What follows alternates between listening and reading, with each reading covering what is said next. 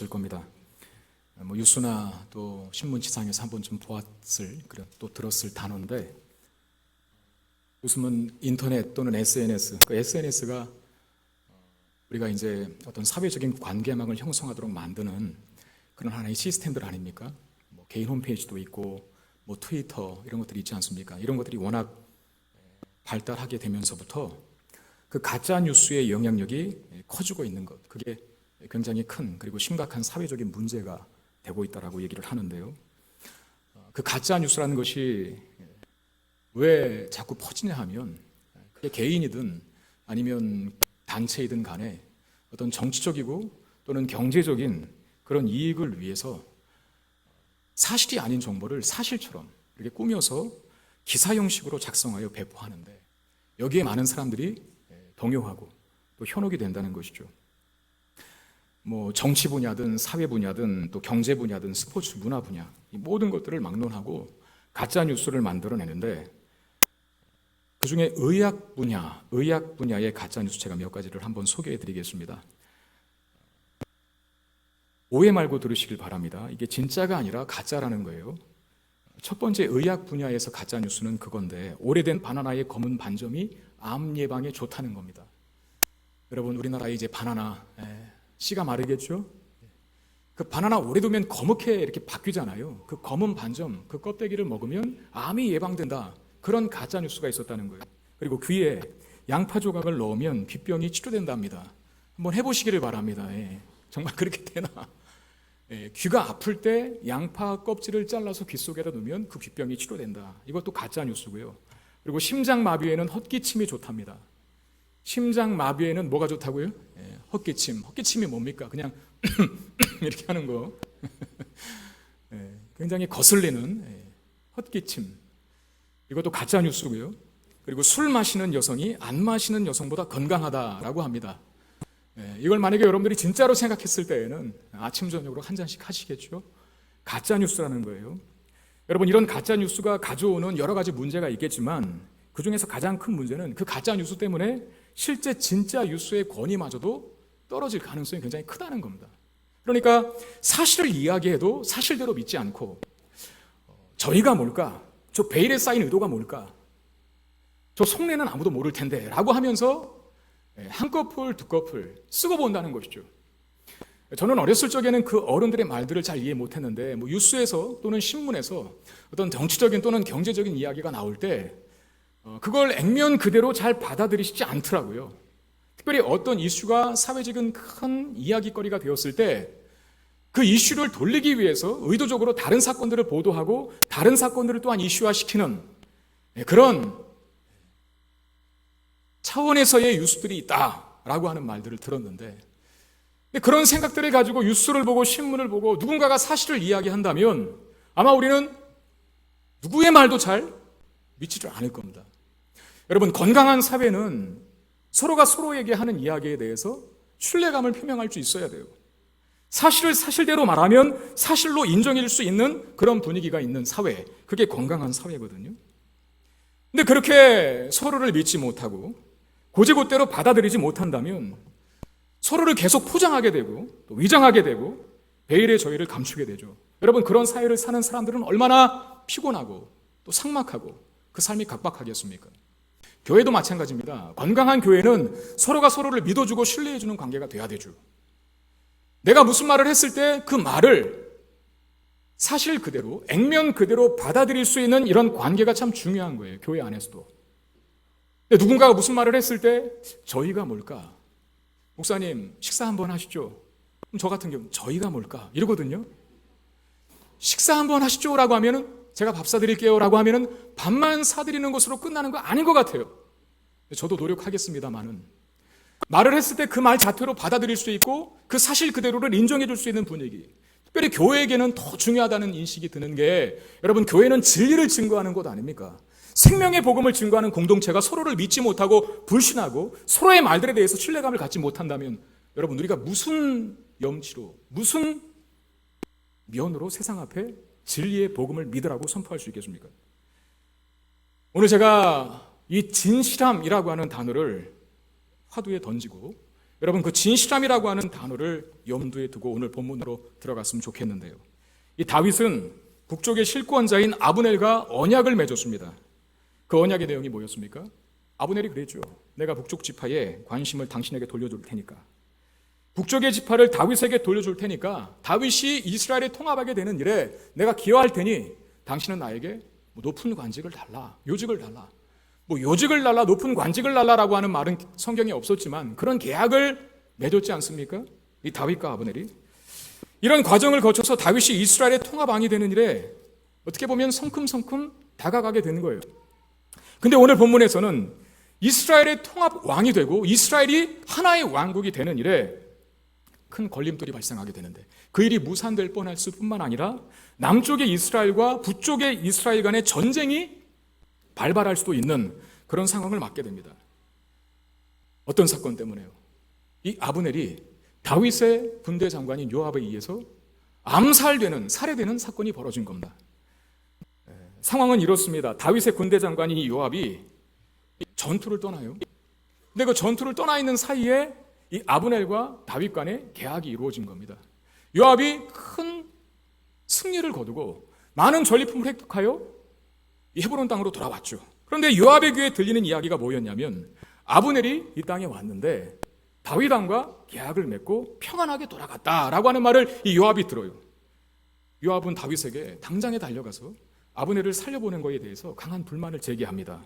그게 24절 25절 말씀인데, 요압이 왕에게 나아가 이르되 어찌하심이니까 아브넬이 왕에게 나왔거늘 어찌하여 그를 보내 잘 가게 하셨나이까? 왕도 아시려니와 내리 아들 아브넬이 온 것은 왕을 속임이라. 그가 왕이 출입하는 것을 알고 왕이 모든 것을 알려 함이니이다 그랬어요. 지금 다윗을 향한 요압의 불만은 뭡니까? 아브넬은 화친의 대상이 아니라, 연합의 대상이 아니라 그는 위험인물이다, 경계의 대상이다. 왔으면 죽여야지 어떻게 평안하게 살려보낼 수 있느냐? 아브넬을 알지 않느냐? 다윗이 왕이 되는 것이 하나님의 뜻임을 알매도 불구하고 사울이 죽었을 때 그는 그의 아들인 이스보셋을 대리 통치해가지고 세웠다. 당신을 찾아온 곳, 당신을 이 아브넬이 찾아온 곳은 당신을 속이고자 함이고, 그리고 헤브론 땅을 정탐하기 위한 적군이라고 주장합니다. 그러면서 그런 아브넬을 평안히 돌려보낸 것을 다윗의 큰 실책이었다고 요압이 비난해요. 근데 여러분, 이것이 요압의 사실은 속마음과는 다릅니다. 물론 요압이 아브넬의 어떤 의도를 제대로 간파했는지는 모르겠어요. 표면적인 의미에서 아브넬이 다윗에게 이게 하나님의 뜻이 맞으니까 다윗을 왕으로 세우는 일에 내가 앞장서겠습니다라고 표면적인 이유는 됐지만, 요압은 아브넬의 속을 간파하여 그가 당신을 속이는 것이다 라고 분명히 이렇게 얘기를 했거든요. 근데 요압은 그렇게 말을 함과 동시에 또 하나 자기 스스로의 모순으로 다가가는 게 뭐냐면, 자기 자신도 역시 다윗 왕을 위하고 다윗 왕국을 위하여서 아브넬을 경계하라고 말하는 건 아니었습니다. 성경은 요압이 아브넬을 평안히 보낸 이 다윗의 행동에 대해서 비난한 이유를 두 구절을 통해서 밝혀주고 있는데, 27절 말씀 보시면 아브넬이 헤브론으로 돌아오매 요압이 더불어 조용히 말하려는 듯이 그를 데리고 성문 안으로 들어가 거기서 배를 찔러 죽이니 이는 자기의 동생 아사엘의 피로 말미암음이더라 그랬습니다. 자기 동생 아사엘의 피, 다시 말하면 아사엘이 그의 손에 죽었기 때문에 그를 죽이고 싶었던 거예요, 아브넬을. 그리고 30절에 요압과 그의 동생 아비새가 아비넬을 죽인 것은 그가 기브온 전쟁에서 자기 동생 아사엘을 죽인 까닭이었더라. 이렇게 두 번에 반복되어서 성경 저자는 요압이 아브넬에게 가진 이 적의의 원인을, 적대감의 원인을 이렇게 밝혀주고 있다는 겁니다. 그러니까 요압이 아브넬에 대해서 다윗을 비난했던 이유는 아브넬이라고 하는 사람이 정치적으로 또는 군사적으로 또는 다윗에게 있어서 위험인물이라는 데 있지 않습니다. 동생 아사엘을 죽인 원수라는 데, 개인적인 사적인 보복 감정이 근거하여 그를 적대적으로 반응했던 것이죠. 여러분, 사실 아브넬이 아사엘을 죽이긴 했죠. 이 요압과 아비새와 아사엘 세 형제입니다. 수리아의 아들들인데 다윗과는 사촌지간들입니다.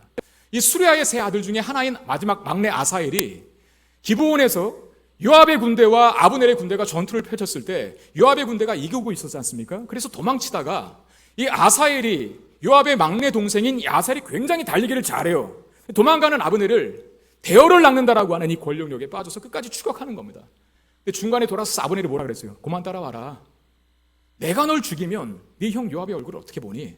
내가 충분히 공을 세울 수 있는 전리품을 줄 테니까 그만하고 돌아가라. 그런데 아사엘이 그 말 안 듣고 계속 쫓아갔잖아요. 달리기는 아사엘이 빨랐지 몰라도 실력은 아브넬이 훨씬 능가합니다. 아브넬이 결국은 아사엘을 창으로 찔러 죽이죠. 아브넬이 아사엘을, 요압의 동생인 아사엘을 죽였다고 해서 그것이 살인은 아닙니다. 살인은 아닙니다. 왜냐하면 전시였기 때문에 그건 정당방위거든요. 근데 지금 요압은 자기 동생의 죽음을 아브넬의 어떤 개인적인 원한으로 돌려서 지금 아브넬을 결국은 유인하여서, 다윗이 평안히 보낸 그 아브넬을 다시 유인하여서 자신의 손으로 살해하고 만 겁니다. 여러분, 이 사건은요, 지금 이 분위기 속에서 굉장히 중요한 사안입니다. 사실 이스라엘의 정황과 우리나라, 우리 민족의 정황이 굉장히 비슷한 부분들이 많은데 여러 민족들의 침략을 경험했고, 특별히 하나가 또 뭡니까? 남과 북이 갈라져 있다는 거예요.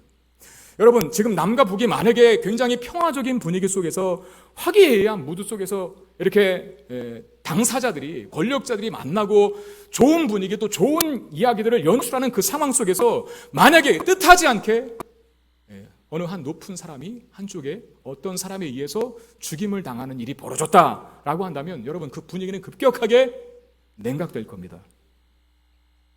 이 사건도 마찬가지예요. 다윗에게는 두 가지 의미에서 요압이 아브넬을 죽인 사건이 큰 어려움을 초래할 여지가 충분한데, 첫 번째는 이제껏 무르익은 통일 왕국으로 향하는 이 분위기가 한순간에 물거품이 될 수도 있다는, 한순간에 수포로 돌아갈 수도 있다는 그 문제였습니다. 사무엘하 3장 6절은 이렇게 시작했죠. 사울의 집과 다윗의 집 사이에 전쟁이 오래되었다. 사울의 집과 다윗의 집 사이에 전쟁이 오래되었다. 그러니까 한 민족인데 갈라졌잖아요. 지금 두 왕국이 존재하잖아요. 이 두 왕국이 자꾸 싸우는 겁니다. 근데 사실상 집안 싸움이죠. 동족 간에 무혈투쟁을 하는 거예요. 동족 간에 유혈투쟁을 하는 거예요. 피 터지는 싸움을 합니다. 여러분, 그 광경을 보고 제일 많이 고통스러워하고 괴로워할 사람이 누굴까요? 누가 뭐래도 아마 다윗일 겁니다. 다윗. 그는 자기가 이미 사울 왕 때부터 기름 부음 받아 이스라엘이라고 하는 한 나라를 통치해야 될 사명을 받은 것을 알고 있었던 자였어요. 다윗은. 그런데 동족 간에 이런 피 튀기는 싸움이 계속 일어나는 걸 보면서 얼마나 그 마음이 안타깝고 얼마나 그 마음이 괴로웠겠습니까? 어쩌면 다윗이 북쪽의 여러 지파들을 당신에게 돌리겠다라고 제안했던 그 아브넬의 제안에 여러 번 생각하지 않고 적극적인 반응을 보인 것은 어쩌면 하나의 염원 때문이 아닐까요? 민족 간의 통합, 하나가 되는 것, 갈라진 이 왕국이 하나의 왕국으로 바뀌게 되는 것, 그것에 대한 염원이 컸기 때문일 수도 있다는 겁니다. 그런데 눈앞에 다가온 그 바람이 수포로 돌아갈 위기에 처해 있다는 거예요. 이것이 첫 번째 어려움인데, 이 사안에. 그리고 또 하나의 어려움이 있죠. 요압이 아브넬을 살해한 사건은 자칫 이스보셋을 왕으로 둔 이 북쪽의 나머지 지파 사람들의 동요를 일으키기에 충분한 사건이 될 수 있다는 겁니다. 그들을 자극하기에 충분한 사건이라는 것이죠. 여러분, 다윗이 유다 지파의 왕으로 지금 군림하고 있지만 다윗은 여전히 한 지파만의 지지를 받고 있어요. 호수아비 왕이긴 하지만 이스보셋은 훨씬 더 규모가 큰 이스라엘의 11지파의 지지를 받고 있는 통치자입니다. 그리고 11지파를 다스리는 이스보셋 왕의 실질적인 군장인 아브넬, 그러니까 다윗과 평화적인 조약을 맺으려고 찾아갔는데 다른 사람도 아니고 블레셋 사람도 아니고 다윗의 수장인, 다윗의 신복 장수인 요압의 손에 의해서 암살되었다라고 하는 소식을 들었을 때 여러분, 북쪽 지파 사람들이 가만히 있겠습니까? 훨씬 더 규모도 큰데, 그러니까 이 통일 왕국을 이루는 이 사안 때문에 통일 왕국을 이루는 소원이 물거품이 될 정도가 아니라 이제껏 국지전에 머물렀던 남과 북의 이런 갈등들이 어쩌면 전면전으로 발전할 수 있는 그런 위기 상황이 초래될 수 있다는 겁니다. 이게 가장 최악의 시나리오지만 상당히 가능성이 높은 예측이라는 것이죠. 그러면 다윗은 이 위기를 어떻게 극복할까요? 이게 이제 관건입니다. 평화적인 분위기가 무르익었는데 요압이 아브넬을 죽여버렸어요. 통일 왕국에 대한 염원이 깨질 판국이고, 심지어 북쪽의 지파들이 하나로 규합하여서 남유다 왕국을 쳐들어올 수도 있는 이 위급한 상황, 이 중대 사안을 맞이하고 있는 다윗은 어떤 해법으로 이 문제를 봉합하고 이 위기를 해결할까요? 다윗은 아브넬의 죽음을 애도하고 있습니다. 이게 31절 32절 말씀인데, 다윗이 요압과 및 자기와 함께 있는 모든 백성에게 이르되 너희는 옷을 찢고 굵은 배를 띠고 아브넬 앞에서 애도하라 하니라. 다윗 왕이 상여를 따라가 아브넬을 헤브론에 장사하고 아브넬의 무덤에서 왕이 소리를 높여 울고 백성도 다 우니라. 여러분, 백성들에게 아브넬의 죽음을 애도하라라고 다윗이 지시합니다. 그리고 다윗이 직접 아브넬의 상여를 따라가는데, 여러분, 왕이 한 지파, 저 북쪽의 왕의 장수인 아브넬의 죽음을 애도하면서 그의 시신이 담긴 상여를 따라간다는 것은요, 이건 본인이, 그 왕이 이 장례식의 상주가 되겠다는 의미이고, 그리고 이 아브넬의 죽음을 그야말로 국장급으로 장례식을 치러주겠다는 의미거든요. 그리고 다윗은 그 아브넬의 시신을 헤브론에 장사하고 묻고 그 무덤 앞에서 크게 통곡하며 옵니다. 그리고 마치 사울과 요나단이 죽었을 때처럼 아무것도 먹지 않아요. 해가 지기 전에 내가 음식을 먹으면 하나님께서 벌 위에 벌을 내리시기를 원한다라고 하면서 금식하는 것으로 이 아브넬의 죽음을 정성과 진심을 다해 애도하고 있었다는 거예요. 여러분, 한번 생각해 보십시오. 지금 문제가 발생했어요. 통일 왕국이 되는 일에 찬물을 끼얹는 일. 어쩌면 북쪽이 규합하여서 남유다 왕국을 쳐들어올 수 있는 이 중대 사안을 맞이하는 리더인 다윗이 보이는 자세는 어떤 특별한 대처가 아니었다는 겁니다. 뭐 했습니까? 그냥 아브넬의 죽음을 진심을 다해서 슬퍼하고 애도해 주었다는 거. 이거 하나밖에 없어요. 그런데 바로 이 단순한 행동이 뜻밖의 이 문제를, 이 강력한 중대 사안을 해결하는 돌파구가 되고 있다는 겁니다. 여러분, 다윗이 아브넬의 제안을 받아들이기로 결심한 이유는 아까도 제가 말씀드렸지만 둘로 갈라진 민족을 하나로 묶으려는 것, 이것에 있어요. 사실 다윗은, 우리가 계속 다윗의 삶을 보아서 알지만 왕에 대한 욕심이 있지 않아요. 하나님께 이미 기름을 부었음에도 불구하고 그가 사울에게 10몇 년간을 쫓겨다녔을 때조차라도, 그리고 그는 여러 번 기회가 있었음에도 불구하고 어떤 왕권에 대한 권력 욕심 때문에 자기 스스로 높은 단계에 이르기 위하여 계획을 한다든가 술수를 꾸민다든가 계략을 세운 일이 한 번도 없었다는 거예요. 그냥 자연스럽게 하나님께서 만들어주시는 과정과 현실과 상황을 그대로 받고 하나하나 올라가서 지금 여기까지 온 거예요. 권력에 대한 욕심이 있지 않다는 겁니다. 그러므로 아브넬이 북쪽의 지파를 당신에게 돌려서 통일 왕국을 이루어 주겠다라고 하는 그런 제안에 어쩌면 다윗은 내가 왕이 되는 것보다도 이스라엘이, 이 갈라진 이스라엘이 하나로 된다는 그 순수한 마음과 열정에서 그를 그대로 받아들인 것이죠. 만약에 생각해 보세요, 여러분. 다윗이 왕권에 대한 권력이, 그런 욕심이 있었다면 간단합니다. 아브넬 말 죽이면 돼요.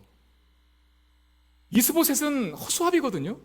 북쪽의 유다 지파를 다스리는 사울의 아들인 왕이지만 이스보셋이, 그는 실권자인 아브넬이 세운 사람이라 아브넬만 죽이면, 특공대 보내서 아브넬만 죽으면 북지파가 무너지는 것은, 북지파를 자기의 손아귀에 들게 하는 것은 시간 문제라는 거예요. 그런데 그렇게 하지 않았어요.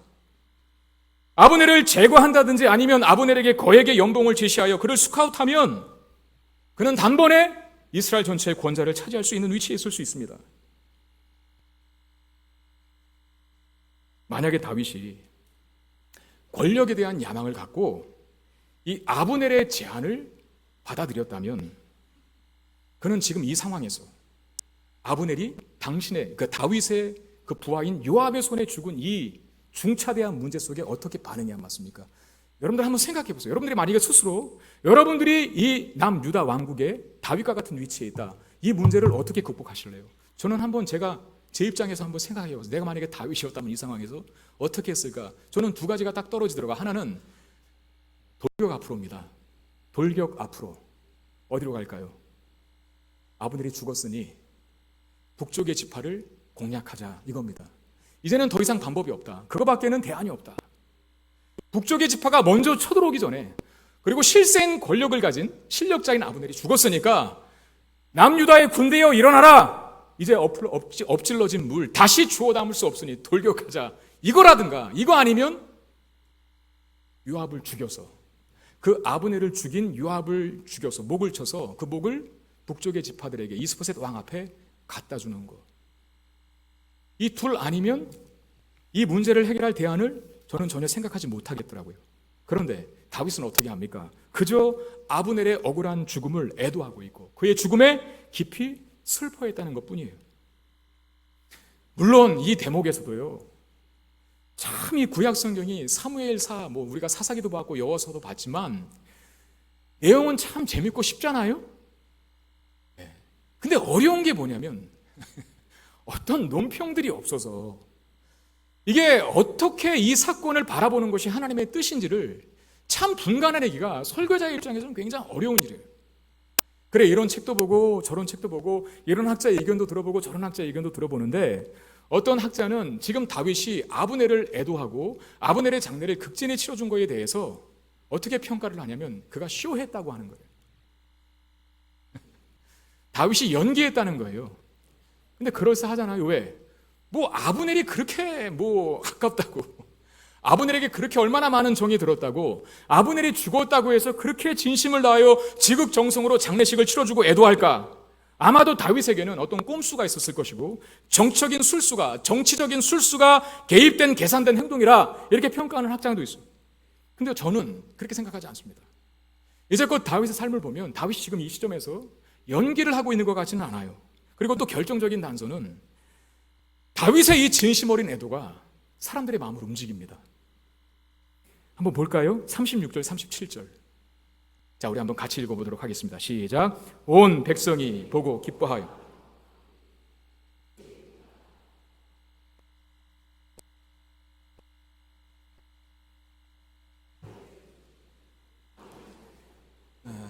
자, 여러분, 이날에야 온 백성과 그랬죠?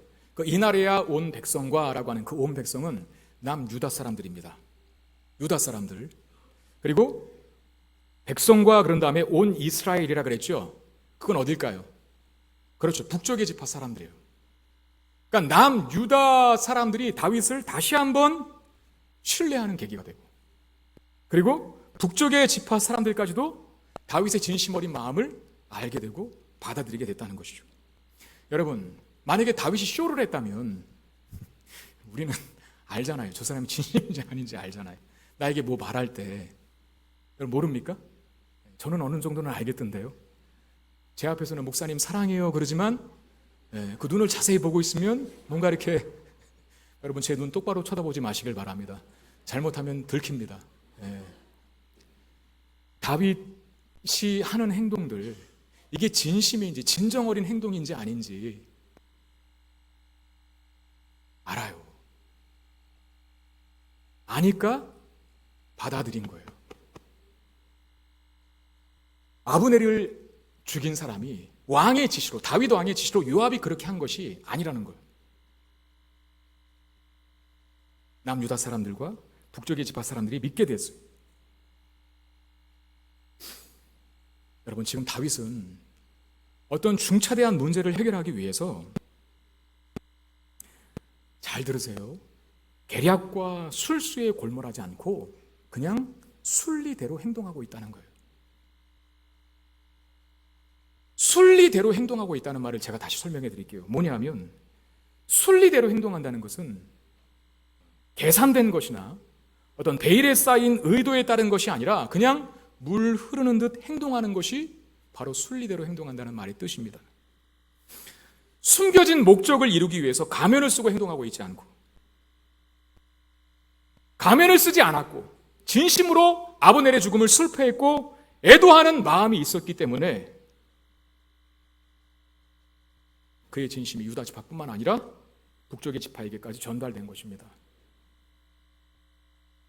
여러분, 순리대로 행동하는 것, 그게 어떻게 보면 참 좋은 말이잖아요. 그죠? 순리대로 행동한다.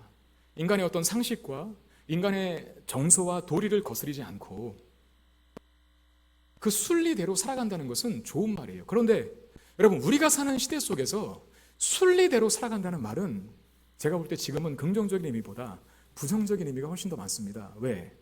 우리가 사는 그 세상이 순리대로 사는 사람들을 가만히 두지 않거든요. 이게 사실 우리 안에도 있을 수 있어요. 제가 하나 예를 들어 볼까요? 혹시 집에 자녀들 중에 정말 이제 나이가 찬 관연한 따님이 한 분 계시다고 생각해 보세요. 그 나이가 관연한 딸이 이제 결혼을 해야 되잖아요. 그래서 기다리고 또 기다리고 있는데 어머님한테 찾아가서 엄마, 저 만나는 사람 생겼어요. 응? 만나는 남자 있어요. 그럼 어머니께 대본에 붙겠죠. 그래? 어떤 사람인데 어떤 남자인데? 딸이 대답합니다. 뭐 직장도 변변치 않고 많이 배우지도 못했고 돈도 없는데 사람 하나는 참 좋아. 사람 하나는 참 착하고 순수해. 이렇게 딸이 말한 거예요. 그러면 어머니는 어떻게 대답할까요? 1번. 잘 찍으세요. 1번. 그래, 다른 것은 어쨌든 살아가면서 채워갈 수 있어. 응? 돈도 벌면 되는 거야. 너희들 아직 젊잖아. 사람이 좋다고 하니 뭐 더 볼 게 있니? 날짜 잡자. 이게 1번이에요. 그리고 2번. 야, 착한 남자 못 쓴다. 너 아마 지질이 고생시킬 거야. 요즘 세상이 어떤 세상인데 착한 거 그거 아무 소용없어. 아무 짝에도 쓸모없어. 자, 여러분들 같으면 어떤 답을 하실 것 같습니까? 자, 1번 손 들어보세요. 예. 혹시 본인 스스로를 속이고 계신 건 아닌가요? 예? 속임, 거짓, 가짜뉴스 이거 아닌가요? 손 안 드신 대부분의 사람들은 거의 2번을 찍을 거예요. 착한 거 하나 가지고는 못 산다.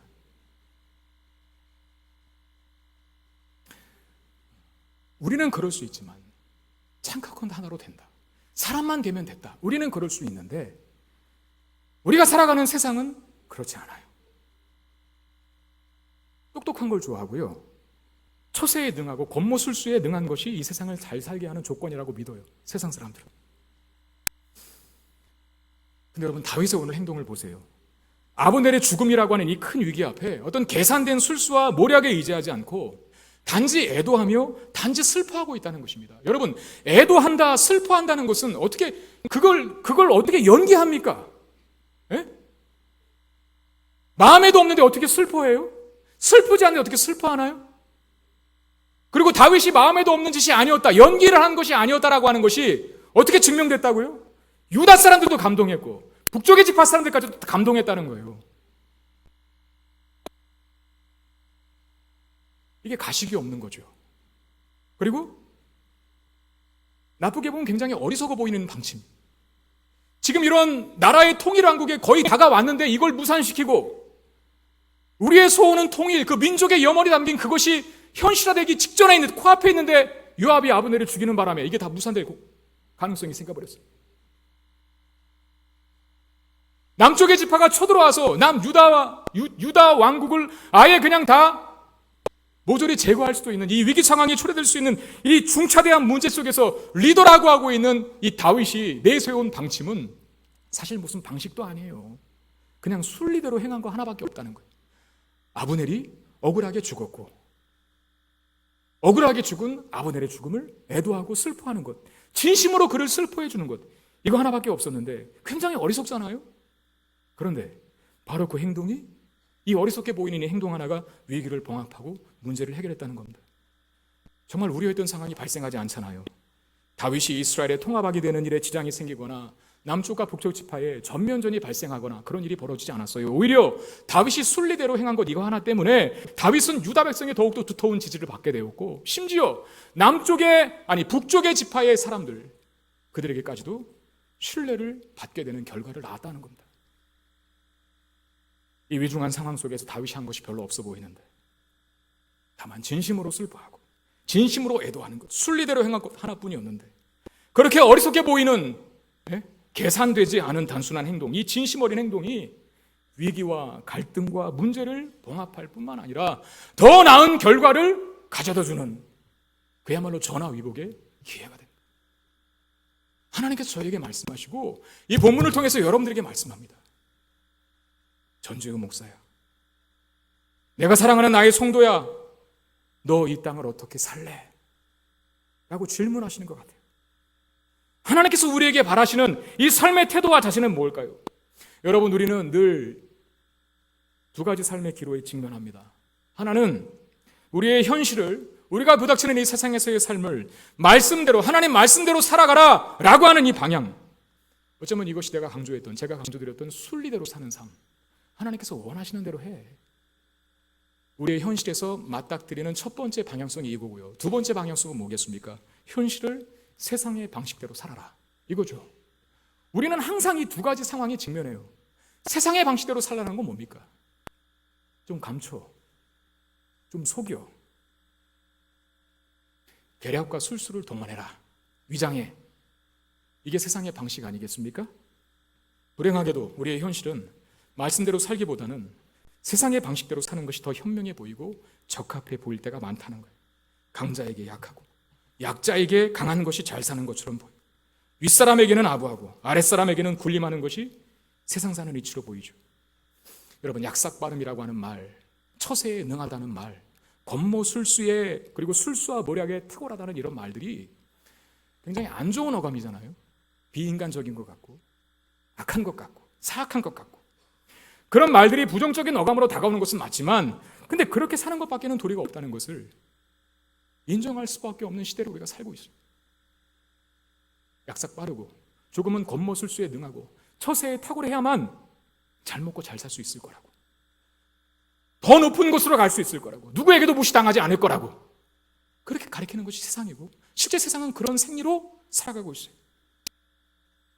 우리 안에서도 때로는 야, 착한 것 가지고는 안 된다, 착한 것만 가지고는 안 된다, 이런 말들을 공경원이 하는 이유는 이 세상이 악하다는 것을 알고, 그 악한 세상에서는 어느 정도 기교와 눈치와 속임수가 있어야만 살 수 있다, 그런 말 아니겠습니까?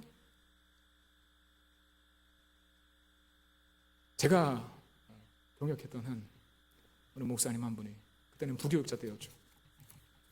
담임을 하면 어떤 교육자를 선발할 것인가, 같이 동역할 것인가 라고 하는 이야기를, 큰 주제로 그 얘기를 하다가, 여러분 요새는 한 사람이 다 못하잖아요. 교회도 팀 사역이 필요하고, 담임 목사 한 사람이 전체를 다 보지 못하기 때문에 우리 교회도 부목사님이 파트 목사님들까지 8분이나 계십니다. 그분하고 제가 그런저런 얘기를 하다가 그랬어요. 두 부류의 목회자들이 있는데, 한 부류는 참 인성은 좋은데, 뭐 인격도 좋고 사람 됨됨이도 좋고 착하고 다 좋은데 일을 잘 못하는 사람이 있고, 반대로 인성은 굉장히 안 좋아요.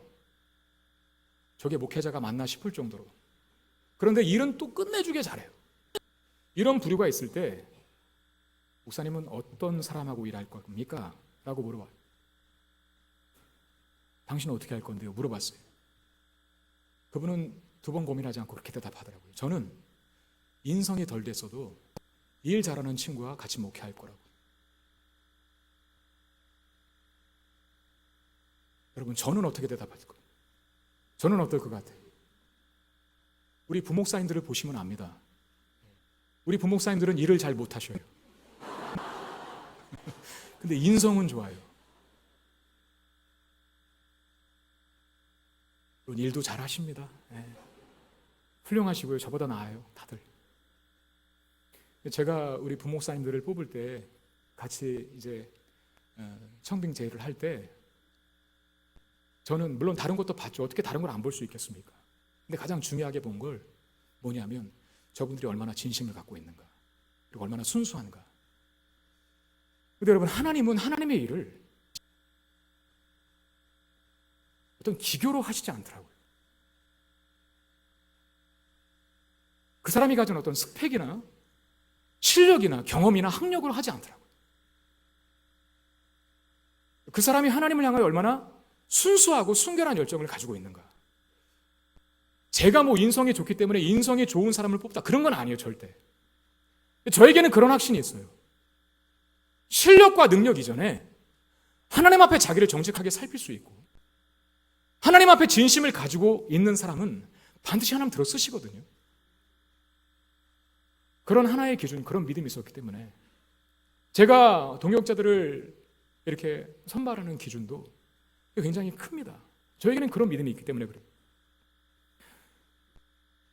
여러분, 세상에서, 세상의 직장에서 직원들을 뽑을 때 세상에 무슨 그 사람의 인격, 됨됨이를 어떻게 봅니까? 어떻게 합니까? 그 사람의 진심이 뭔지 어떻게 알아요? 그러니까 무조건 세상이 보는 건 그거예요. 그 사람의 능력, 그 사람이 드러난 실력, 그 사람이 갖추고 있는 경력, 이력, 이걸 보는 거 당연한 거예요. 과정이요? 아니요, 필요 없어요. 결과만 내면 돼요. 좋은 결과를 만들어내기 위해서 수단과 방법을 가리지 말라고 가르쳐주는 것이 세상이고, 세상 직장은 그런 사람 뽑아요. 약삭 바르고 모략 가고 속임수가 있고 술수가 있어서 그런 성공과 열매를 만들어내는 사람이 있다면 세상은 그런 사람을 택합니다. 그러나 교회는 그러지 말아야 되는 것 아닙니까? 교회는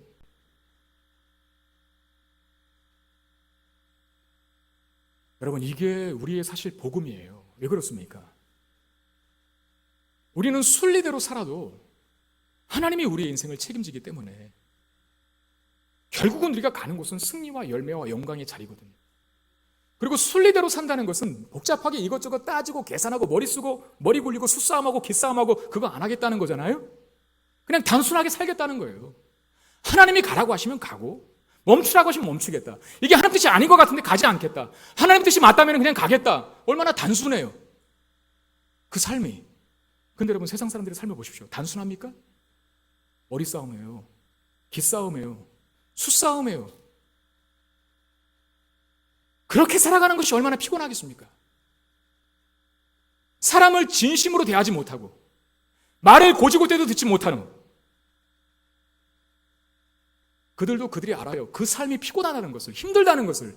그럼에도 그런 삶을 내려놓지 못하는 이유는 그렇게 하지 않으면 못 살 것 같기 때문에, 망할 것 같기 때문에, 무시당할 것 같기 때문에, 도태될 것 같기 때문에, 성공의 자리와는 멀어질 것 같기 때문에 그렇게 해요. 근데 여러분, 우리는 그렇게 살지 않아도 되는 자들 아닙니까? 왜?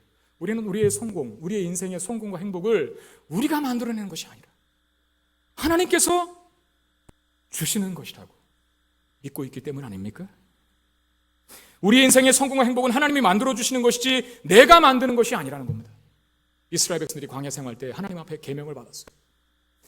십계명으로 집약될 수 있는 그런 계명들, 율법을 받았는데, 물론 그것을 광야에서 지켜야 하지만 결국은 궁극적인 그 계명을 실행하는 영역은 가나안 땅이에요. 가나안 땅. 세상의 문화와 죄악이 관영한 그 가나안 땅 들어가서 계명들을 지켜야 하는데, 그 10계명 중에 9번째 계명이 뭡니까? 내 이웃에 대해서 거짓 증거하지 말라, 그거였어요. 여러분, 그건 하나님이 단순하게 너희들 도덕적으로 살아야 돼, 윤리적으로 살아야 돼, 착하게 살아야 돼, 그런 논리가 아닙니다. 가나안 땅은 이웃에게 증거할 때 늘 거짓 증거해요. 재판정에서 솔직한 말 안 해요. 사실대로 말하지 않고 위증합니다. 왜? 자기 밥줄이 달린 일인데, 잘못 내가 발언했다간 큰 손해를 보는데, 사실을 알매도 불구하고 사실대로 말하지 않는 삶을 사는 사람들이 세상 사람들이고, 그런 문화가 팽배한 곳이 가나안 땅이었다는 거예요. 근데 하나님께서 말씀하십니다. 너희들은 이웃의 증거에 대해서, 이웃에 대하여 거짓 증거하지 말라. 이 말씀은 뭐겠어요? 윤리적으로 살아라, 도덕적으로 살아라, 이 뜻이기 전에 신앙으로 살아라, 그거 아니겠습니까? 믿음으로 살아라. 너희들의 삶은 내가 책임진다. 밥줄, 밥그릇 그런 거 걱정하지 마. 내가 너희들을 입히고 먹이고 재워주는 거야. 그러니까 순리대로만 행동해. 그게 내 이웃에 대하여 거짓 증거하지 말라는 하나님의 요구십니다. 우리가 순리대로 살지 못하고 말씀에 따라 살지 못하면 손해볼 것 같은, 또는 내가 얻을 유익을 빼앗길 것 같은 두려움 때문이거든요. 근데 여러분, 기억하십시오. 우리의 생사화복의 주권은 하나님께 달린 거라는 거예요. 세상이 주는 게 아니고 심지어 내 자신 스스로 만들어낼 수 있는 것도 아닙니다. 하나님이 그 일의 주권자세요. 그러므로 우리에게 세상을 잘 살아내기 위한 처세술 따위는 없습니다. 그냥 모든 상황과 환경을 진실하게 반응하는 것, 순리대로 따르는 것, 그것만 책임으로 주어져 있습니다. 잘못했으면 잘못했다고 인정하면 되는 거예요. 윗사람에게 마음에도 없는 아부할 필요 없고 아랫사람 다루는 기술 같은 거 배우지 않아도 됩니다. 그냥 매사에 성실하고 정직하면서 최선을 다해 살아가면 되죠. 서로의 인격을 존중해주고, 상대가, 심지어 그 상대가 내 부하 직원이라 할지라도 그 부하가 실력이 탁월하고 얼등하면 시기하거나 질투하지 말고 인정해주고 존중해주고 칭찬해주면 되는 거예요. 왜 그걸 못합니까? 불안하니까, 두려우니까. 그러나 우리에게 하나님이 계시다는 것을 믿으시길 바랍니다. 그 하나님이 계시는 삶을 살아가는 사가 그래서 정직할 수 있는 거예요. 진실할 수 있는 거예요. 무언가를 속이거나 숨기거나 위선적으로 반응하지 않고 진실하게 있는 그대로 나 자신을 당당하게 보일 수 있는 거예요. 약하면 약하다고, 기분 나쁘면 기분 나쁘다고, 어려우면 어렵다고. 저는 오늘 이건 제가 1부, 2부 때 한 번도 이야기하지 않은 말씀이지만 오늘 마지막 사무엘 하 3장 마지막 절에 뭐라고 합니까?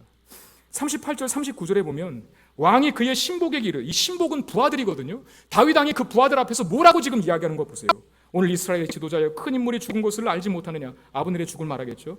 내가 기름 부음을 받은 왕이 되었으나 오늘 약하여서 수리아의 아들인 이 사람들을 제어하기가 너무나 어려우니 여호와는 악행한 자에게 그 악한 대로 갚으실지로다. 여러분, 이게 하나님 앞에서의 독백도 아니고 자기 신하들 앞에서 이런 얘기를 왕이 합니다. 왕이 어떻게 이런 얘기를 해요? 과거에 이 시대에는 왕이 거의 신적 대우를 받았던 그런 시대인데, 나 약하다, 나 못 살겠다, 나 죽겠다, 이런 얘기를 어떻게 신하들 앞에서 합니까? 근데 다윗은 하잖아요. 왜? 믿을 구석이 있으니까요. 그분이 누구십니까? 하나님 아니시겠습니까? 하나님. 지금 저의 이런 말씀을 듣고 마음이 불편한 분들도 상당히 여기 계실 겁니다. 목사님 말은 지당한데, 맞는데 목사님 그렇게 살다가는 이용당하기 십상이에요.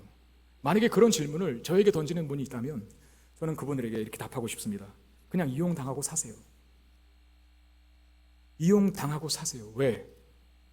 여러분, 우리 옆에 약한 자가 있을 수 있고 악한 자가 내 옆에 있을 수도 있고 어떤 사악한 음모를 가지고 내게 적반할 수 있는 사람도 있을 수 있습니다. 그러나 걱정할 필요가 없습니다. 왜? 누가 우리 편에 서 계시는 겁니까? 정의, 누가 우리 편을 가지신 하나님이 저와 여러분들 옆에 서 계시다는 사실 믿으시기를 바랍니다.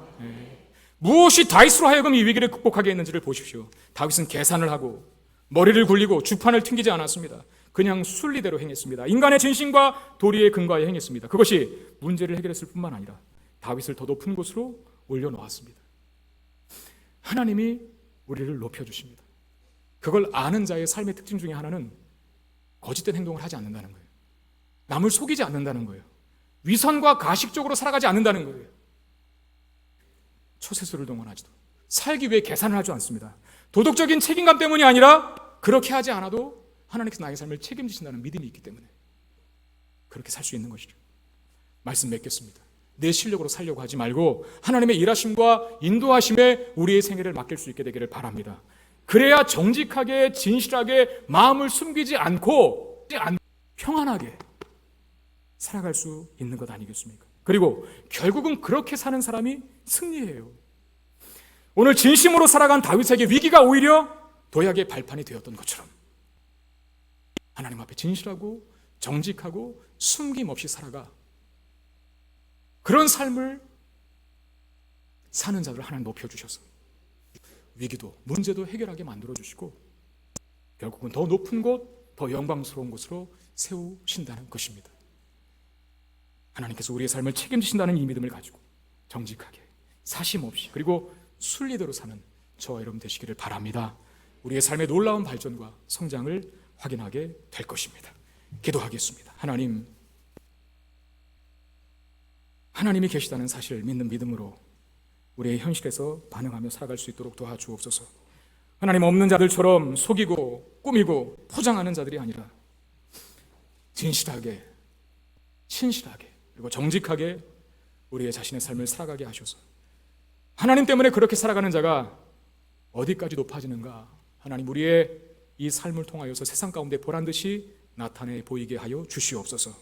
아무것도 두려워하지 말고 세상을, 권력을, 힘을 두려워하지 말고 우리의 모든 생사화복의 주인 되시는 하나님을 경외하고 섬기고 두려워하는 마음으로 사는 우리 모두가 되게 하셔서 화도 복으로 바꾸고 슬픔도 춤으로 바꾸고 광야와 사막도 샘물이 풍성하게 흘러넘치는 오아시스로 바꾸며 사는 우리 모두가 되게 해 주시옵소서. 우리 주 예수 그리스도의 이름으로 간절히 기도드리옵나이다. 아멘.